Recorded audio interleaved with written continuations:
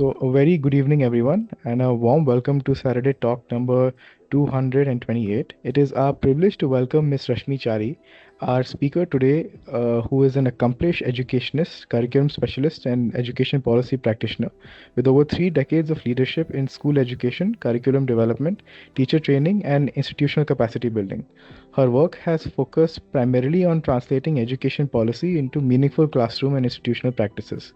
She has advised institutions such as the NCRT, CBSE, and Ministry of Education on various aspects of curriculum reform, teacher education, and school improvement, as well as the implementation of the NEP 2020. Over the course of her distinguished career, Chariji has held several roles, including Founder Director Academics and Training of the Bharatiya Shiksha Board, Assistant Director Education at DAV, and she has also been a founder principal of the DAV International School in Kathmandu. Today, she will be speaking on From Answer Books to Digital Screens, Managing Change in Assessment Systems. Her talk will examine the transition to on-screen marking, the challenges of technology integration, and high-stakes examinations, including the importance of building trust, transparency, and stakeholder readiness. We are delighted to have you with us today, ma'am. Over to you. Thank you very much, Mayank, and a very good evening to all my friends present over here today. I hope you all are doing well. And thank you, JanyuTechnology, for inviting me to share my thoughts on the topic, which has really taken our nation by storm. My friends, OSM or on-screen marking system adopted by CBSE that has led to a host of problems for young pass-outs of class 12 examination, causing them inconvenience, delay, anxiety, which has resulted in a loss of public trust in educational institutions, apex educational institutions, which is really sad and it's a tragedy. My friends, what really pains me is that the casualty in the whole system has been technology. Technology is an enabler, but here the whole nation maybe is under the impression that it is the technology that has created all the problems. In my session today, I'm going to share my thoughts with you that why the question over here is not whether we should use technology or not, but we should use this first rollout of OSM by CBSE as a lesson and see how we can avoid all these problems and actually roll out the digitization of assessment systems in a proper manner where the students and the parents and schools are not inconvenienced in any way and we retain and preserve their faith and their trust. My friends, whatever walk of life or profession you all are from, you have appeared for the public examination, you have appeared for the school passing out examination. And you all will recall that our examination papers are all, they are physical transcripts which travel from the place where we take the exam to the place where they are checked by the examiners. They always physically travel. When we digitize assessment system, what happens is that the files are converted into electronic files, and they are electronically distributed and remotely evaluated, and the results are also compiled digitally. And this whole process is called OSM, on-screen marking. And as I said earlier, we should not let the controversies that are actually taking place currently to affect or to take away, to detract us from the benefits of OSM. Integration of technology is a step, a way forward. And we should not let a poor implementation of technology affect our view, our attitude. I'm going to share with you, or first, I'm going to begin by talking about what were the problems. What caused all these problems? Did CBSE ensure that its huge cohort of schools and students, were they ready for the rollout? Was the planning enough? Was the testing done? Was the training or capacity building of the human resource done? So let us check the readiness before the rollout. My friends, technology adoption is not equal to system readiness. System readiness depends a lot on planning, testing, stakeholder preparedness, and also institutional capacity. Here, institutional capacity is the CBSE's capacity to roll it out and the school's capacity to actually use the OSM platform. So, was this transition sufficiently planned before a nationwide implementation or national deployment? The pilot that was conducted by CBSE, it was a very limited pilot, and this pilot was grossly insufficient to reflect the diversity of our nation, the geographical diversity. It did not reflect the feedback from the examiners who participated in the pilot, did not reflect the different levels of digital readiness of the institutions, of the schools. It did not reflect the infrastructural disparities of the schools. Some schools which are economically doing very well, they have great infrastructure, digital infrastructure. There are some schools which are still struggling, have challenges of infrastructure also. Similarly, teachers, some of them are very conversant with using technology. Some of them maybe were examiners, were first-time users. So all these issues, the pilot did not reflect all these issues. Okay?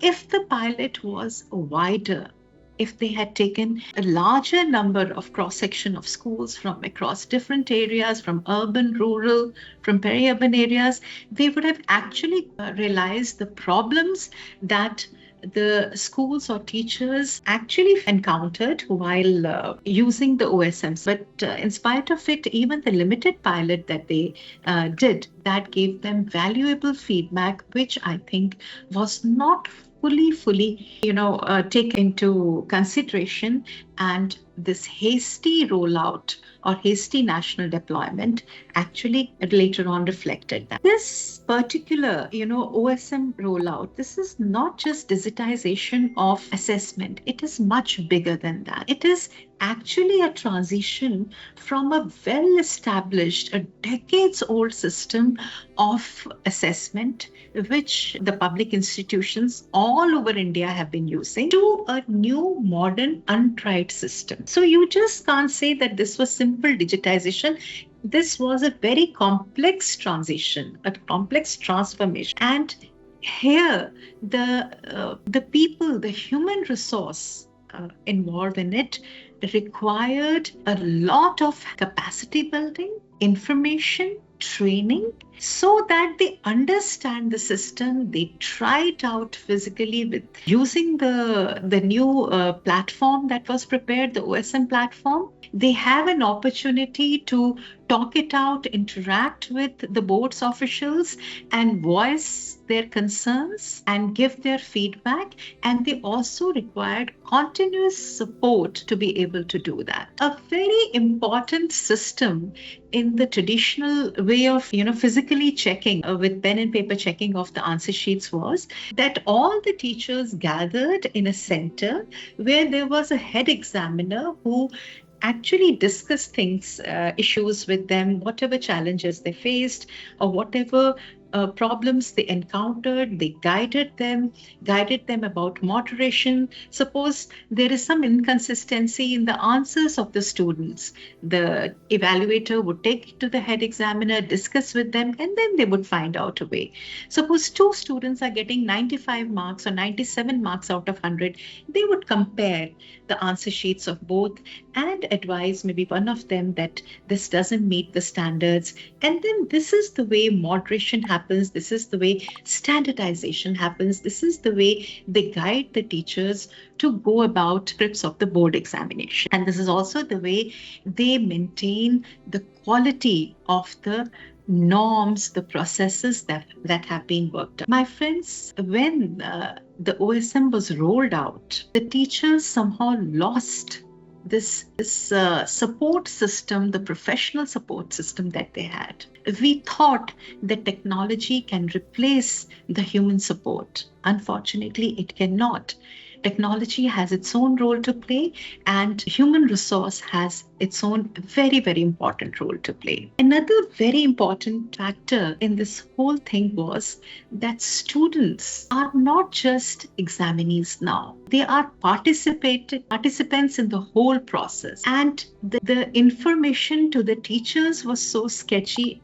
And that makes me conclude that the students and schools got very, very little information from the board. I do not find any official protocols worked out for students. There was no advice, there was no information, there was no instruction to the students how they should be attempting the answers. What are the precautions that they need to take when they have to submit their answer scripts? Their handwriting should be very legible and clear, because these answer scripts are going to be scanned. Scanning paper as it is deteriorates its quality of being able to view it clearly. The clarity is diminished. So the instructions like write clearly, the diagrams, maps, and all should be very, very clear and legible. Supplementary sheets, maps, diagrams should be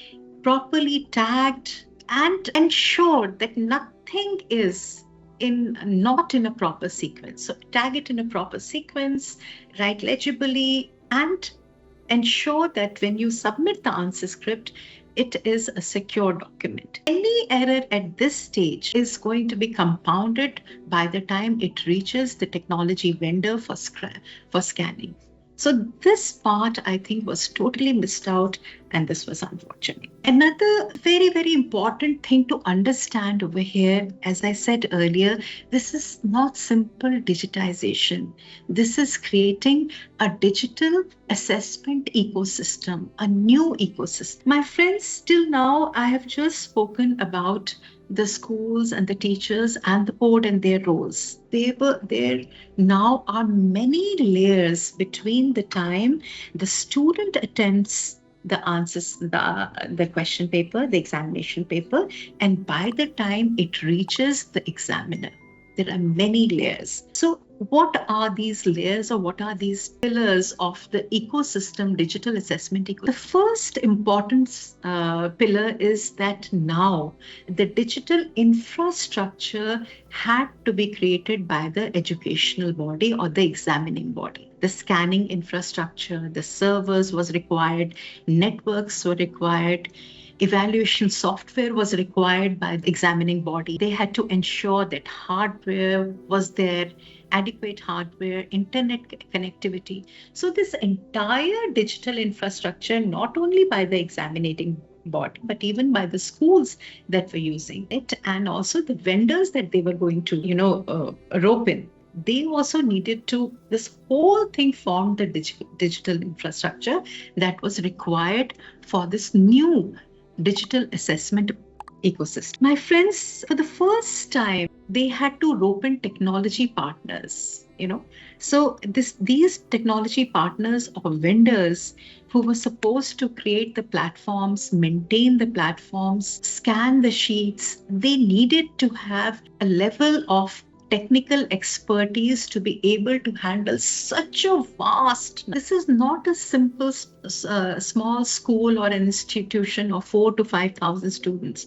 There are millions of answer scripts that had to be scanned. There were large number of examinations that were taking place, and these all had to be handled by a technology partner. So what comes to your mind at this moment? What kind of technology partner, tell me, my friends, that you would rope in had you been the decision maker? So unfortunately, the technology partner that was roped in also did not have much professional credibility or experience of doing this. The examining body went for L1, they went for the lowest bidder, which was also maybe not a very wise decision to take at this time.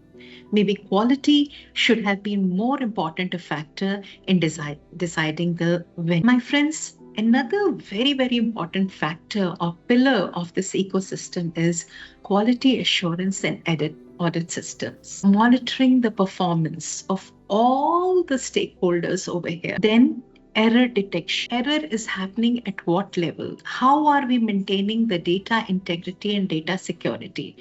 All these things should have been thought of threadbare and protocols should have been developed that if this happens, what will be the course of action? If this happens, if this error is detected, how will this be handled? If this performance is not found up to the mark, then how are we going to, manage that? So, were exhaustive systems of quality assurance and audit were developed? Was it enough? Had these been developed, then these problems would not have occurred. Like, for example, if the DigiLocker or your website crashed, did you have other websites ready and waiting to take over? Did you have alternate portals ready? No, you did not have. That is what caused so much inconvenience. And one very, very important factor, which I cannot emphasize enough, is evaluator readiness or the examiners who were going to examine the answer scripts online for the first time without any training, without any capacity building, maybe just after viewing an online, a podcast or video of the whole process, or maybe one trial after doing one trial. Were they ready enough? Were they sure? Were they confident that they will be able to do? What about the hardware available to them? Did their computers or laptops meet the configuration required for OSM? Did these teachers have basic digital proficiency? People who have not been trained, who have been, who have no idea of OSM, do we know whether they are computer literate or not? Have they been using computer in their day-to-day teaching learning processes? How proficient are they with the digital infrastructure, and how much training did they receive to use the OSM platform? So all these factors actually are a part of the success story of a successful digitization of us. Were these missing here? Which were missing here? And what problems that those things created, we all have seen in the past one. My friends, some of the teachers, after they started using OSM, in fact, most of the teachers, the feedback that they gave was that the scanned answer scripts were blurred. They were cropped, the pages were cropped. They had a feeling that this is not a complete answer script that they are getting. Some of the answer script, the bundles, they felt that maybe this is not even the complete answer script. The sequence of scanned sheets was not correct in some cases. These are very serious challenges that teachers who are sitting remotely and assessing the answer script had to actually deal with. And in the absence of any, in the absence of peer discussions, in the absence of or limited consultation with head examiners, it was very tough, very stressful for the evaluators to fairly evaluate these answer scripts. And this was also very, very unfair on the student when their answer scripts are not properly scanned and they are not visible. The teachers are unable to make out what is written. How can the teacher assess those answer scripts? These are the risks that online system of marking has. My friends, now the risks are there, the problems are there. Does it mean that we do not use OSM? No, it doesn't mean that. Using technology has a number of advantages. You all know that technology adds efficiency to our systems. Technology helps not only in enhancing efficiency, it lends speed to our work. It brings transparency. It helps us scale our work, and it also economizes our work to a great extent. So the question over here is not that leave OSM and go back to your traditional system. The question over here is, how do we implement OSM in a proper manner so that the teachers are comfortable using it, the students are satisfied with the results, and parents also have no issues or questions in their mind. They trust the result that is given. So maintaining consistency is a big question. If the scanning errors are detected what are we doing with those answer scripts? Then proper manner, and to ensure that the digitization of assessment is done in the manner in which there is minimum scope of errors. You have to clearly define the roles of all the persons, all the agencies that are involved, whether it is the board, whether it is the vendor, whether it is the person who's scanning, whether it is the person who's maintaining the portal, okay, whether it is the schools who have to train the teacher, provide the hardware which is compliant with OSM software or OSM portal, and the teachers who are, not only they have the training, the capacity, they also have faith in the system. It will be good for the work that they are. So roles have to be clearly defined. Then data security is a very, very important feature that has to be maintained. So when the data is being electronically transferred from one place to another, who's taking care of it? Is it the vendor's responsibility? It is the school's responsibility? Is it the CBSE's responsibility? Okay.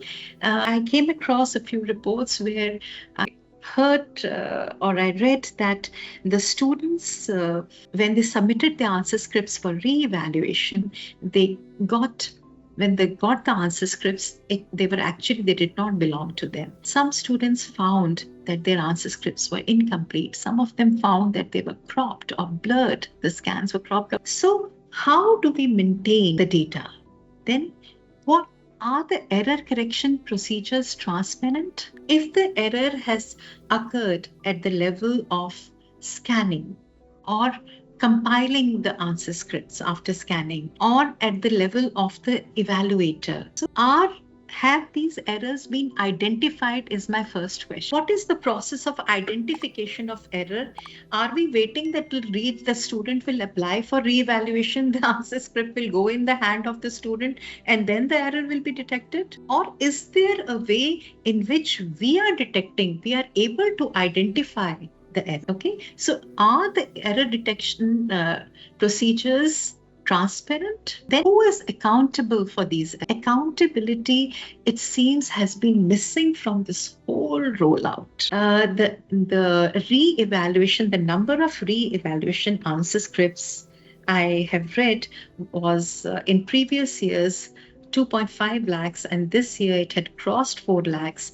And the response of the agency was that this is a marginal increase, it is expected. Is this attitude the right attitude when the students are standing at the crossroad of their life, where they take very, very important decisions regarding their career, their academic journey ahead?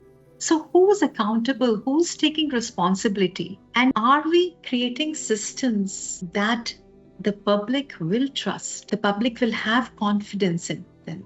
Are we creating systems that are fair to the students? So these issues are very, very important, and they require a deep and clear thought and a course of action. Now, my friends, so we have discussed what was not done, what should have been done, what are the problems that we encountered. So we come back to the question that what is the way forward? What is it? What was this whole process? Was it just integration of technology into correction of answer sheets?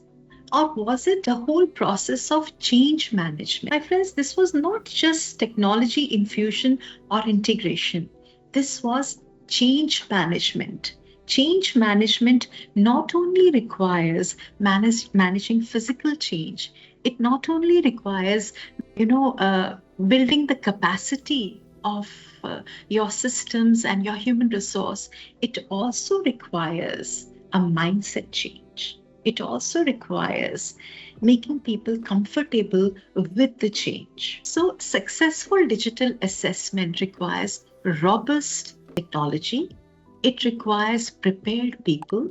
It requires quality assurance systems and complete transparency in the processes. There should not be any doubt in the minds of the students who have taken exam the minds of the teachers who have checked the examination paper, in the minds of the schools who have sent students for this. There should be no doubt that, the process has a shortcoming somewhere. There should be complete faith in the process. And if we take care all these four processes, ensuring the technology is robust, it fulfills all our conditions, the hardware, the software, everything is up to the mark, and it is in a state where the user can easily use it. The people, they are given the training. They're not only given an orientation, they are giving hands-on training. They have several interactions to voice their doubts and concerns. The quality assurance systems of how to detect errors, what do we do when we detect errors, who is accountable or who is the person to fix those errors, and how there is complete transparency. If somebody questions our processes, we are able to show that yes, this is it. It should not happen that if somebody questions and wants to see their answer script, the answer script that they receive is of some other child and not their. So these four pillars, if we manage, then we will be able to successfully digitize assessment systems, not only in the apex bodies, in our schools, in our universities, in our colleges. We should not for a moment think that technology is not good or technology is something which creates problem. What we must understand, we must, guard against not preparing well for the technology rollout, for the OSM rollout. So if we manage our processes, then there will not be any problem in integrating technology in our system, in preparing our human resource, our people for it, and in working out protocols and responsibility and roles for all the people who have been given some responsibility or other. The question, my friends, is not whether assessment should be digitized, but how digital transformation can be implemented in ways that builds fairness, reliability, transparency, and public trust. So this experience of ours should not deter us from OSM. Rather, we should be able to actually very objectively, scrutinize all the mistakes, all the errors, all the challenges that we have faced. And we should work out solutions and find answers to these problems. With these words, I thank you for listening to me very patiently, and I'll be happy to share my thoughts with you in case you would like to share your thoughts or have any question in your mind. Thank you very much. Madam, thank you for a excellent view of what has happened in the CBSE exams. And I think the various aspects that you have covered are really required to be corrected in the future. But I have 2-3 questions on your topic. One is that why is it that our examination system, whether digital or non-digital, particularly the competitive exams beyond the CBSE, is now full of scams? Overall, if you look at even NEET just recently or SSC examinations, but some of the examinations that the country conducts, like the UPSC or the GRE or the GMAT, which is done by foreign bodies here, where probably the results come at the time of giving examination, although it's also an objective examination, but the results come immediately. As soon as the candidate finishes the examination, the results come. So there's no wait time and there's immediate results are there, but they're so foolproof.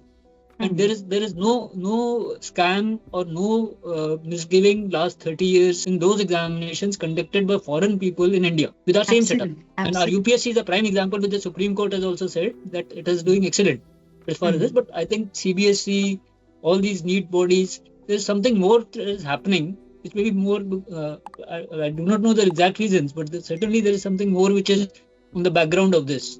Mr. Joshi, thank you very much for raising this point. This is such a pertinent observation.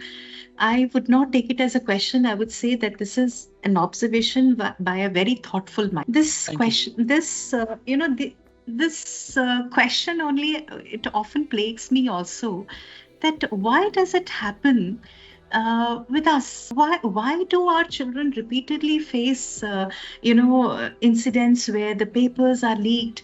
Children have been studying for years, preparing for months, taking tuitions, burning midnight oil. The parents, the school, everybody is working so hard, and one fine day, the day they are ready to take the examination, they find out the paper is leaked, and again they have to go through the entire rigmarole.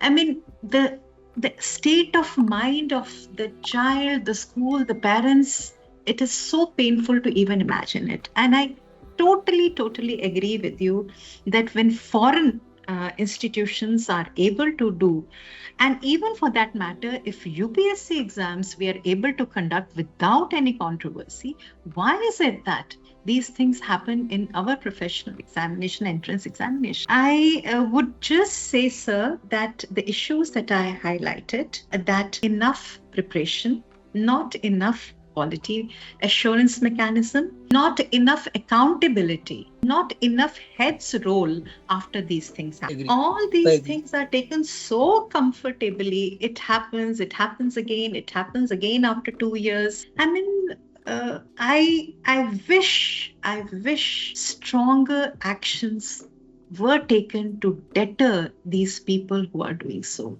And it's not that we cannot do it because we successfully conduct UPSC. Very So correct. I